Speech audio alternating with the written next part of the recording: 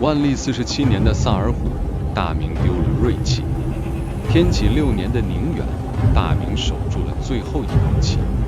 然而到了崇祯14年的嵩山，大明要丢的是命。此时的大明朝像一个在赌场里输红了眼的赌徒，浑身颤抖，却又孤注一掷。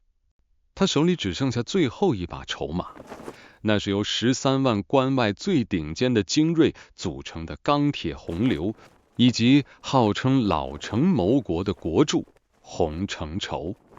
这13万人是明朝耗费了数千万两白银，用了几十年才攒下的家底。他们配有当时亚洲最精良的红夷大炮，集结了曹变蛟、王廷臣、吴三桂等一众名将。出发前，崇祯皇帝在紫禁城亲自为洪承畴授剑，拍着他的肩膀说：“塞外之事，全托付给卿了。”他不知道，这一别不仅是君臣之忠，更是大明国运的落幕。战场选在了辽东的门户，锦州城外的嵩山。洪承畴是个极其稳健的统帅，他太清楚八旗野战那种排山倒海般的冲击力，所以他的战术只有一个字：慢。他命令部队每前进一步都要挖掘深沟，筑起长墙。他要用最笨最稳的方法，把皇太极的耐心一点点耗死在锦州城下。很多人不理解，明军明明有火炮优势，为什么要修长墙？咱们得看一眼当时的技术背景。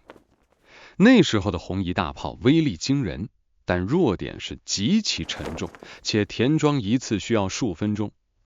在八旗骑兵的100米冲刺面前，这种炮只能放1轮。所以洪承畴的长墙不是为了进攻，而是为了给大炮制造一个绝对安全区域。他想玩一场史诗级的塔防战。然而他对面坐着的是这辈子最强的对手皇太极。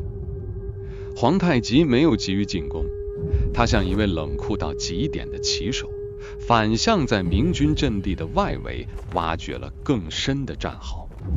他看穿了明军依赖补给的弱点，他在明军的包围圈外又套了一圈更大的包围圈。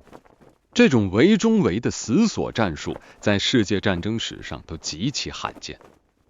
皇太极动用了数万民夫，在嵩山荒野上筑起了一道活人的坟墓。2只庞然大物在辽东的泥泞中僵持着，每1秒钟消耗的都是大明朝干涸的国库。此时的嵩山不像战场，更像一个深不见底的黑洞，正一点点吞噬掉大明最后的国力。与此同时，远在北京的紫禁城里，崇祯皇帝已经等不及了。每天几万两白银的军费像火一样烧着他的心，南方的捷报和噩耗交织在一起，让他几乎崩溃。他看不懂洪承畴的慢，他只想要一个快。我们要理解崇祯的焦虑。当时的局势是，南方的李自成已经攻占洛阳，张献忠在大地蹂躏。大明朝像一个千疮百孔的破屋，到处都在漏水。崇祯手里的银子真的只能撑3个月了，所以他不断发出的圣旨不仅是催促，更是一种绝望的哀鸣。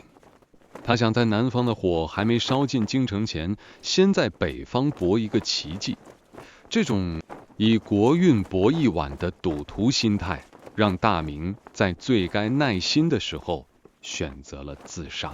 一道又一道催战的圣旨，带着皇帝的愤怒与急躁，跨过山海关，送到了洪承畴的案头。速战，速战，速战！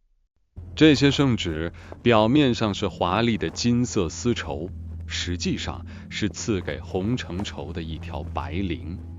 洪承畴在昏暗的烛光下看着战报，他清楚地意识到粮道已经被切断，如果现在出击就是送死。但军命如山，外行领导内行的悲剧在历史的关键时刻再次上演。系统的崩溃往往不是因为敌人的强大，而是源于核心决策层的自我瓦解。1641年8月，那场注定失败的总攻开始。天公不作美，连绵的大雨让明军引以为傲的火药变得潮湿失效。更绝望的是，清军的骑兵在深夜切断了明军最后的生命线——笔架山粮仓。随着一声惊天动地的巨响，松山城外的火药库意外被引爆，冲天的火云瞬间映红了每一个明军士兵惨白的脸孔。那火云中烧毁的不只是弹药，更是13万大军最后的大旗。洪承畴在统帅营帐中坐了一整夜，面前的敌人失去了。他发现自己苦心经营的阵地已经变成了一个没有粮食、没有弹药、没有希望的铁桶。大明朝的脊梁骨在那个冰冷的雨夜发出了清脆的折断声。溃败发生在一个漆黑的墓室里。当撤退的指令在混乱中传达时，所有的纪律和秩序瞬间中断。13万大军在恐慌中互相踩踏，无数曾经在战场上视死如归的汉子，没死在八旗的战刀之下，却死在了同袍疯狂逃命的铁蹄之下。在这里，我们要记住一个细节：当晚最先弃阵逃跑的，竟然是原本最受倚重的精锐将领。这种漠视心态如同瘟疫般蔓延。那一晚，松山城外的雪地被火把照得惨亮，但那不是希望的光，那是地狱的指引。13万大军像溃堤的洪水一样四散，却被早已埋伏多时的清军骑兵疯狂衔尾追杀。整整30里地，到处都是大明精锐的残甲与尸骸。最终，洪承畴在松山的雪夜里被俘了。这位大明最杰出的统帅，最终没能像他文稿里写的那样殉国，而是走进了一场漫长且充满争议的余生。而那13万精锐，在辽东的风雪中彻底化为了白茫茫的一片。从此以后，关外再无明军，大门轰然关闭。松锦大战结束了。历史的书页翻过去只需要几秒，但现实的代价却重到让人无法呼吸。这不仅仅是一场军事上的惨败，更是一个庞大帝国系统性坏死的终极标志。历史从来不宽恕傲慢，也从不同情焦虑。我是林良和，让我们在这些冰冷的残垣断壁中寻找那些被岁月掩盖的真相。下一场仗，我们接着打。